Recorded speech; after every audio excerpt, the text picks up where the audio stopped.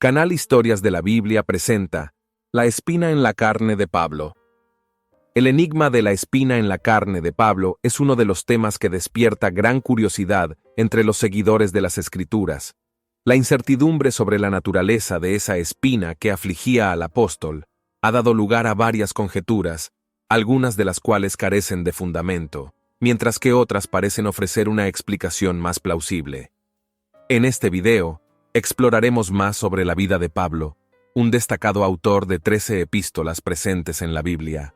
Abordaremos algunos puntos relacionados con su historia y procuraremos comprender el significado detrás de la mencionada espina en la carne, por la cual Pablo suplicó al Señor que lo liberara en 3 ocasiones. Pablo de Tarso, conocido como el apóstol Pablo, es sin duda uno de los personajes más destacados e influyentes en la Biblia, ampliamente reconocido por todos los cristianos. Antes de discutir sobre su espinoso asunto, es crucial comprender su historia. Nacido en Tarso, en la región de Cilicia, Pablo, cuyo nombre romano era Saulo, surgió en una ciudad de significativa importancia cultural griega. Ubicada cerca de la costa noreste del mar Mediterráneo, Tarso era un centro de aprendizaje. A pesar de su estatus como ciudadano romano, Pablo era esencialmente un judío de la diáspora, circuncidado y proveniente de la tribu de Benjamín, además de ser un miembro celoso del grupo de los fariseos. La infancia y adolescencia de Pablo han sido objeto de debate entre los estudiosos. Mientras algunos argumentan que pasó toda su infancia en Tarso, yendo a Jerusalén solo en la adolescencia, otros sugieren que fue a Jerusalén cuando aún era joven, implicando que su infancia transcurrió lejos de Tarso. A pesar de la escasez de información sobre su vida desde el nacimiento hasta su aparición en Jerusalén como perseguidor de los cristianos, se sabe que fue educado en Jerusalén bajo la tutela del renombrado doctor de la ley, Gamaliel, nieto de Hillel. Pablo poseía un conocimiento profundo de la cultura griega y era un observador riguroso de la ley, estando más avanzado en su práctica del judaísmo que la mayoría de sus contemporáneos. Esto sugiere que su familia disfrutaba de una posición social elevada y tenía recursos financieros. El apóstol Pablo afirmaba tener ciudadanía romana, declarándose ciudadano romano por nacimiento. Esta ciudadanía posiblemente era una herencia paterna. En aquel tiempo, la mayoría de la población del Imperio Romano no poseía ciudadanía romana. La ciudadanía romana otorgaba privilegios, incluyendo el derecho a ser juzgado ante César, inmunidad legal contra azotes antes de la condena y protección contra la crucifixión, la forma más severa de pena de muerte en ese momento. El libro de los Hechos de los Apóstoles relata que, cuando Esteban fue apedreado, sus vestiduras fueron dejadas a los pies de Pablo de Tarso. Hechos capítulo 7, versículo 58. Después de este trágico episodio que resultó en la muerte de Esteban, Pablo de Tarso asumió una posición destacada en la persecución a los seguidores de Cristo. Se le otorgó autoridad oficial para liderar las persecuciones y, como miembro del Sanedrín, votó a favor de la condena a muerte de los cristianos. Hechos capítulo 26, versículo 10. Pablo describe su actitud en ese momento como alguien que respiraba amenazas y muerte contra los discípulos del Señor. Hechos capítulo 9, versículo 1. Además de instigar persecuciones en Jerusalén, solicitó cartas al sumo sacerdote para las sinagogas en Damasco. Su objetivo era arrestar y llevar a Jerusalén a todos aquellos que seguían a Cristo, tanto hombres como mujeres. Hechos capítulo 9, versículo 2. Pablo perseguía y atormentaba a la iglesia de Dios, creyendo que estaba sirviendo a Dios y defendiendo la pureza de la ley. Gálatas capítulo 1, versículo 13. Las narrativas en el libro de los Hechos de los Apóstoles y los propios relatos del apóstol Pablo en sus epístolas sugieren una conversión repentina. Mientras seguía el camino hacia Damasco, de repente, fue rodeado por un resplandor de luz que venía del cielo. Cayó al suelo y escuchó una voz que le preguntó: «Saulo, Saulo, ¿por qué me persigues?». La respuesta de Pablo fue: «¿Quién eres, Señor?». Y la voz respondió: «Yo soy Jesús, a quien tú persigues. Duro es para ti resistir a las espinas». Temblando y asombrado, Pablo preguntó: «Señor, ¿qué quieres que haga?». Y el Señor le dijo: «Levántate, entra en la ciudad y allí se te dirá lo que debes hacer». Hechos capítulo 9, versículo 3 a 6. Al escribir el libro de los Hechos de los Apóstoles, Lucas interpreta la conversión de Pablo de Tarso como un acto milagroso, un momento en el que un enemigo declarado de Cristo se transformó en uno de sus apóstoles. Los hombres que estaban con Pablo oyeron la voz, pero no comprendieron las palabras. Quedaron asombrados, pero no pudieron ver la persona de Cristo. Por otro lado, Pablo vio al Cristo resucitado y escuchó sus palabras. Esta experiencia fue tan impactante para Pablo que la base de su afirmación sobre la legitimidad de su apostolado está fundamentada en esa revelación. Primera de Corintios, capítulo 9, versículo 1, capítulo 15, versículo 8 a 15, Gálatas, capítulo 1, versículo 15 a 17. Considerando que Pablo de Tarso no era uno de los 12 discípulos de Jesús y había perseguido a sus seguidores, la necesidad e importancia de la revelación personal de Cristo para Pablo son evidentes. Esta experiencia transformó profundamente la vida de Pablo de Tarso. Respondió al llamado de Cristo de inmediato, marcando el comienzo de su nueva relación con el Señor. Hechos capítulo 9, versículo 6. De perseguidor, se convirtió en un predicador del Evangelio, comenzando a proclamar el mensaje de Cristo en la misma ciudad de Damasco, donde inicialmente pretendía arrestar a los seguidores de Jesús. Hechos capítulo 9, versículo 1 y 2. Su vida experimentó un cambio completo. Antes de la conversión, Pablo de Tarso no aceptaba la divinidad de Jesús e incluso lo veía como un impostor. Después de la conversión, su predicación se centró en afirmar que Jesús es el Hijo de Dios. El hombre duro, riguroso, amenazante y violento de antaño se transformó en alguien que mostraba ternura, sensibilidad y amor, características evidentes en sus acciones y palabras. Después de su encuentro con Cristo, el apóstol Pablo llegó a Damasco, donde Ananías lo visitó y lo bautizó. Hechos capítulo 9, versículo 17 y 18. Fue en esta ciudad que Pablo inició su obra evangelística. Los primeros años de su ministerio carecen de detalles específicos, pero sabemos que Pablo predicó rápidamente en Damasco y luego pasó un tiempo en Arabia. Hechos capítulo 9, versículo 20 a 22. Gálatas capítulo 1, versículo 17. Posteriormente regresó a Damasco, donde su predicación enfrentó una intensa oposición, obligándolo a huir para salvar su vida. Segunda de Corintios capítulo 11, versículo 32 y 33. Buscó refugio en Jerusalén después de 3 años de su conversión, pero enfrentó la desconfianza de los discípulos y fue presentado por Bernabé a los líderes cristianos. Sin embargo, la hostilidad de los judíos forzó a Pablo a salir nuevamente de Jerusalén. Los creyentes en las regiones de Judea no lo conocían personalmente, pero habían oído hablar de su transformación y del evangelio que proclamaba. Gálatas capítulo 1, versículo 22 y 23. Pablo regresó a su ciudad natal, Tarso, donde pasó aproximadamente 10 años, posiblemente fundando iglesias en la región. Más tarde, Bernabé lo invitó a ayudar en la misión evangelística en Antioquía, donde colaboraron durante aproximadamente 1 año. Una gran hambruna llevó a Pablo y Silas a llevar ayuda de Antioquía a Judea. El tiempo en Antioquía fue crucial para el ministerio de Pablo, donde el liderazgo del Espíritu Santo lo alentó a emprender sus viajes misioneros. Sus jornadas misioneras abarcaron alrededor de 10 años y 4 provincias romanas: Galacia, Macedonia, Acaya y Asia. Pablo se enfocó en centros urbanos, predicando en las sinagogas y adaptando su mensaje a las necesidades locales. Promovió la unidad entre diferentes grupos e instó a las iglesias prósperas a ayudar a las más necesitadas. Las prisiones y el fin del viaje de Pablo. La historia de las prisiones del apóstol Pablo es objeto de debate debido a la falta de información en el libro de los Hechos, que no detalla todos los episodios. Es probable que haya sido detenido brevemente en algunas ocasiones, como en Filipos, Hechos capítulo 16, versículo 23. Pablo describe sus experiencias en prisiones, azotes, peligros de muerte y trabajo incansable. ¿Son ministros de Cristo? Hablo como fuera de mí. Yo más. En trabajos, mucho más. En azotes, más que ellos. En cárceles, mucho más. En peligros de muerte, muchas veces. Segunda de Corintios, capítulo 11, versículo 23. Centrándonos en las prisiones más significativas, sabemos que Pablo fue detenido en Jerusalén, Hechos capítulo 21, para evitar un linchamiento.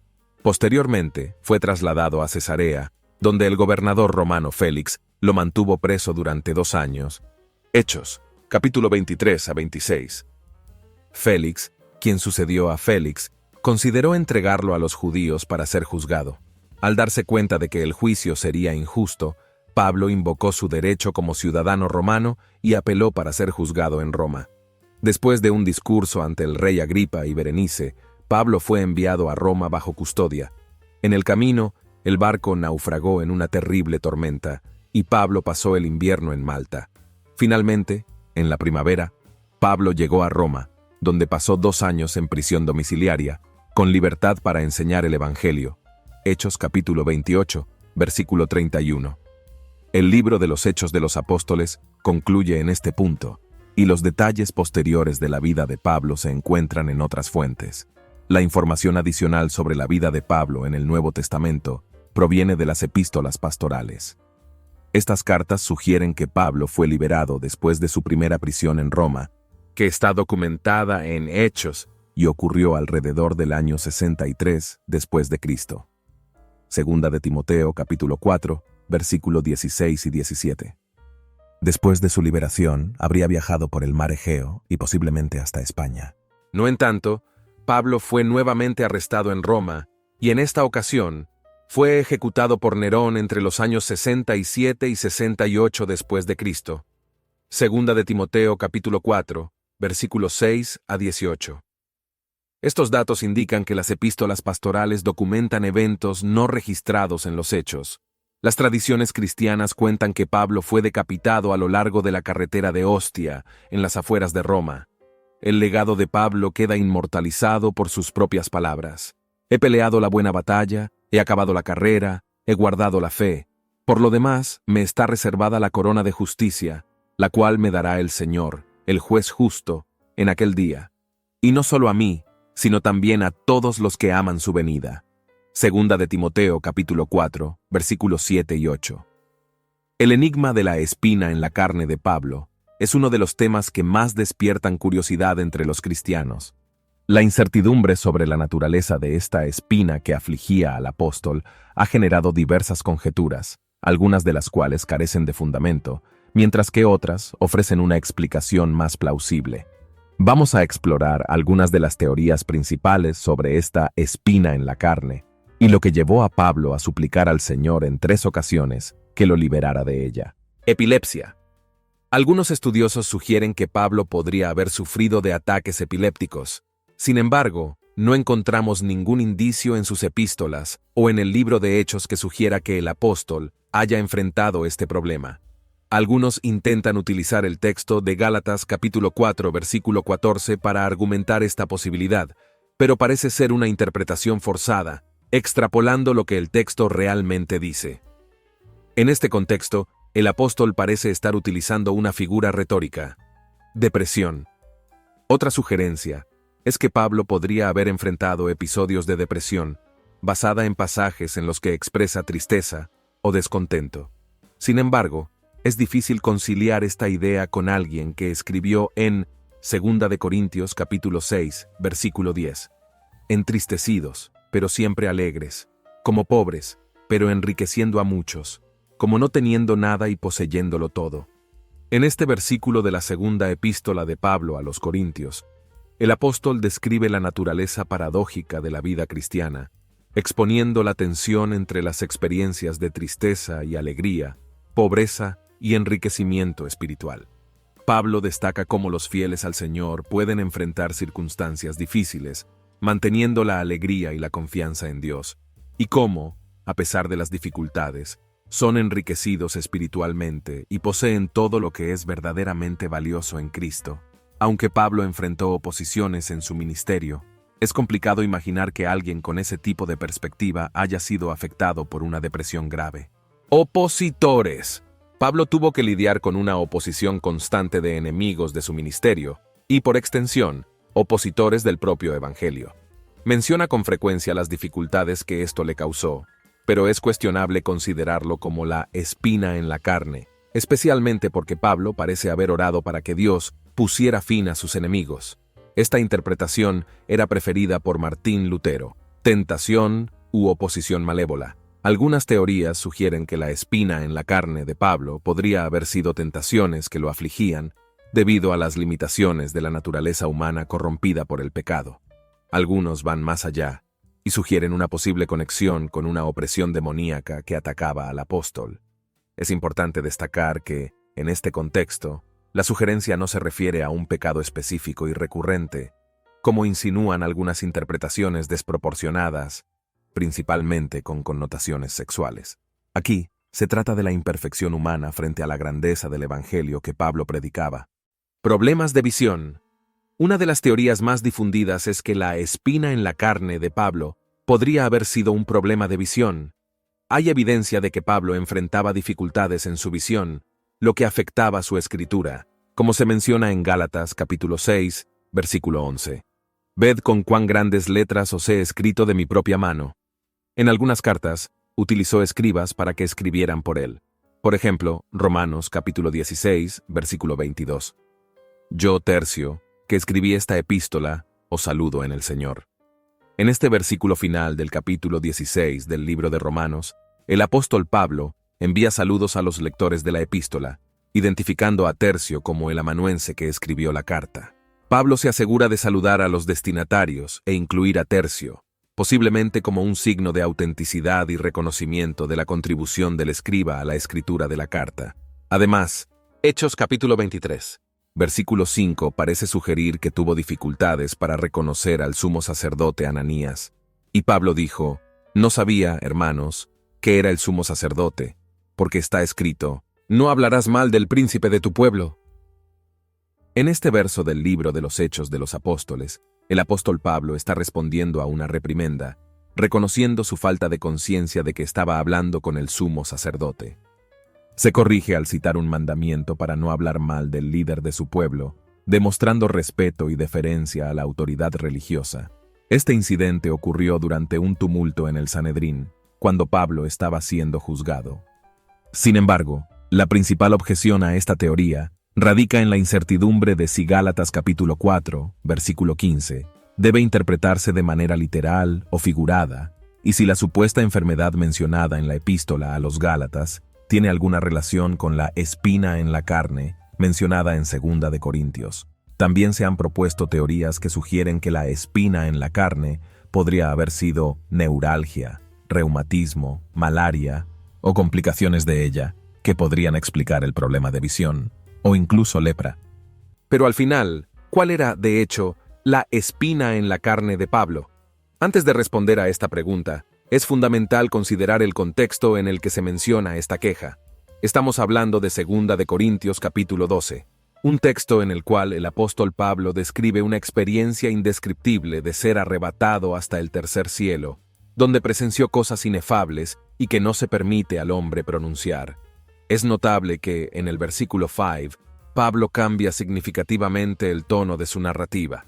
Pasa de la descripción de la gloria celestial a hablar sobre el sufrimiento terrenal, donde era perturbado por un mensajero de Satanás. Además, Pablo establece una conexión directa entre el privilegio de experimentar cosas sobrenaturales y el sufrimiento que soportaba. A partir de esto, nos proporciona pistas valiosas para comprender un poco mejor esta espina en la carne. La palabra griega traducida como espina es skolops, que significa literalmente estaca o espina, en el sentido de perforar la piel hasta causar dolor. Notablemente, esta es la única vez que este término griego se emplea en todo el Nuevo Testamento. En este capítulo, Pablo reflexiona sobre el gloriarse y la importancia de dar al Señor toda la gloria y honra debidas. Expresa su deseo de permanecer humilde y evitar el error de enorgullecerse de sí mismo. Esto queda claro por la manera en que se refiere a sí mismo en tercera persona, al principio del capítulo. Con base en esto, es fundamental resaltar la revelación de Pablo sobre el origen de su espina en la carne. Fue otorgada por intervención directa del Señor. Pablo señala claramente que la espina en la carne, que lo afligía, fue concedida por acción divina. Teniendo esto en cuenta, resulta desafiante asociar esta espina a una mera tentación.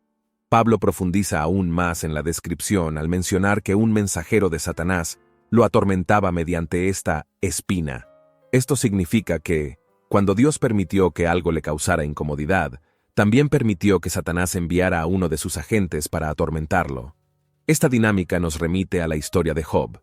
Job capítulo 1 versículo 12, capítulo 2 versículo 6.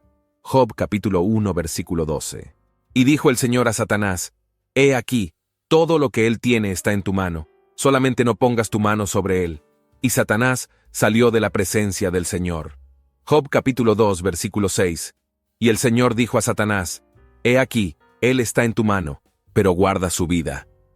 La forma en que Pablo describe la acción de este mensajero de Satanás también es intrigante.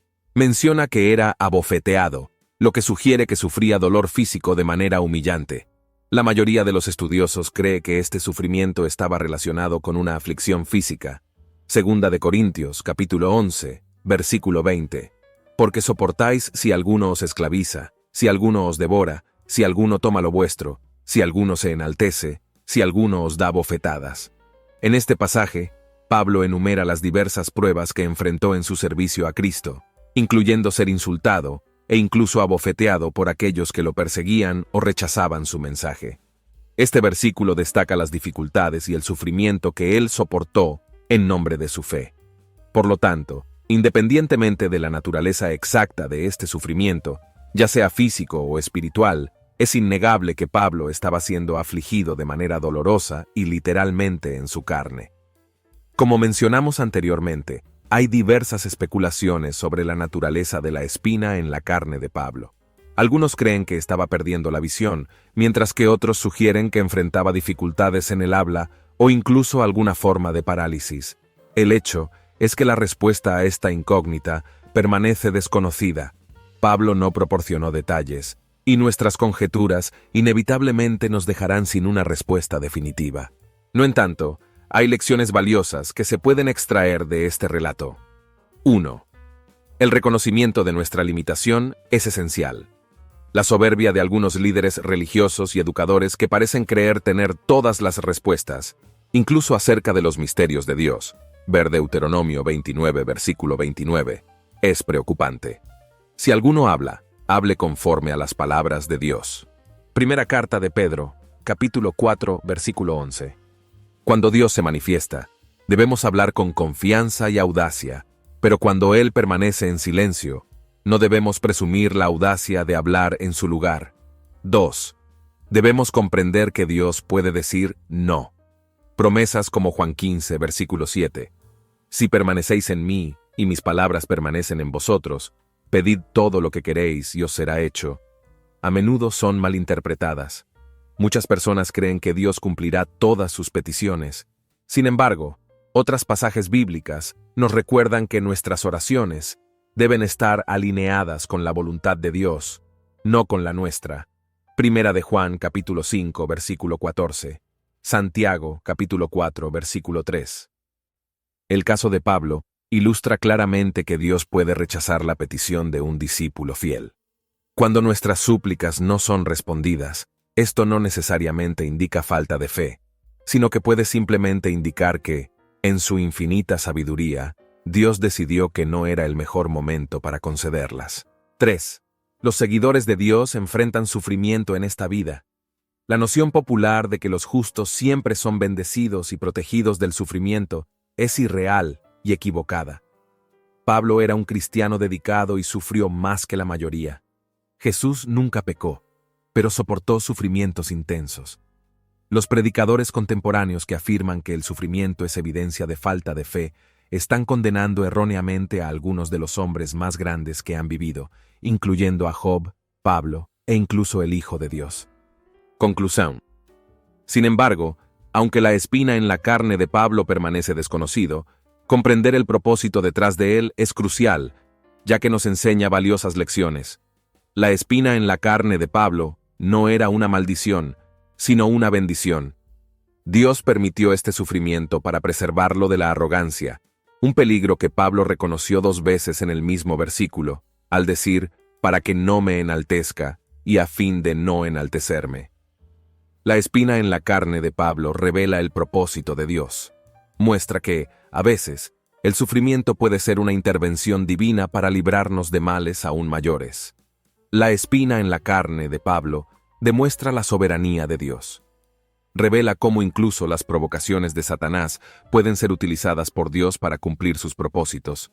La espina en la carne de Pablo lo hizo depender más de Dios, llevándolo a orar y buscar ayuda en el Señor ante su sufrimiento. La espina en la carne de Pablo revela la eficacia de la oración y la soberanía de la voluntad de Dios. Pablo oró repetidamente, pero la respuesta de Dios fue que su gracia era suficiente, revelando que su voluntad está por encima de la nuestra, y sus designios son soberanos y eternos. La espina en la carne de Pablo destaca la maravillosa gracia de Dios. No fue curado, pero recibió la gracia que lo capacitaba para soportar cualquier aflicción, escuchando del Señor que su gracia era suficiente.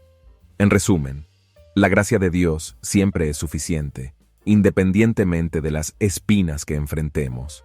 Es un recordatorio de que estas aflicciones no son signos de rechazo, sino demostraciones del cuidado de Dios por nosotros.